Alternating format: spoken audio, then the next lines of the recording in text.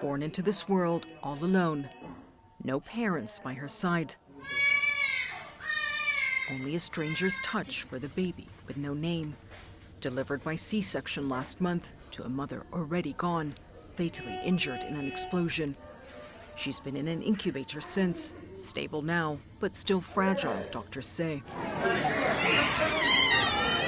She's one of the nearly 20,000 born into this war. Every 10 minutes, a baby is born in Gaza, the UN says. Gaza is where the blessings of life are now a curse. Yazan is 5 months pregnant. Like most Gazans, her family's homeless. This, the toilets of a school turned shelter, is where they live. This is our life in the toilets, Yazan says. We lay our mattresses and sleep here. Yazan and her husband can hardly feed their children. There's not enough for their unborn child. I'm in my 5th month craving foods, but there's no food, no flour, nothing, she says. She's not had her iron supplements, not even a checkup in months. We wanted to check if there's a heartbeat, but there are no hospitals. They're only dealing with emergencies, she says. There are no scans to see if the baby's alive or not. Life is non-existent for pregnant women. Gaza's few remaining hospitals are overwhelmed with the seemingly endless flood of war casualties.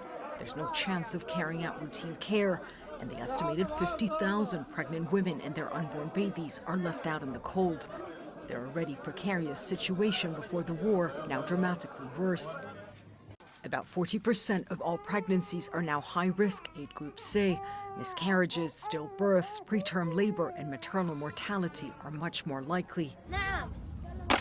For first-time mothers like Hiam, the excitement is overshadowed by this miserable existence that's now her life, soon to be her baby's. Being pregnant with your first child should be nice. You eat, you rest, you sleep. But I didn't get any of that, Hiam says. Instead, she's had to flee several times, taking shelter in overcrowded hospitals, walking miles searching for safety. After walking for many hours, I was exhausted, she says. The baby was very weak. They told me I should be staying in the hospital, but there was no room, so I had to leave. She's now in this tent, sleeping on a sand floor. How will I give birth in war when I have nothing for the baby? No formula, no diapers. We are in a tent and it's very cold for us. What will life be like for a tiny baby born into these conditions? It's hell. This burnt-out classroom in what's left of northern Gaza is the only shelter Najud could find. She barely made it through the bombardment and labor, now struggling to keep her newborn healthy, clean, and warm. We want to clean the classroom, but there's no disinfectant, Najud says. There's no healthcare, no clinics, no vaccinations for the baby. War has separated Najud from her husband. She's only been able to reach him once when she told him they had a baby girl, Habiba. Najud's mother spends her days trying to find what she can to feed her daughter. This is my first grandchild. It's supposed to be happiness, she says. But I couldn't celebrate. I wanted to prepare so many things for her to celebrate her arrival, my precious first granddaughter.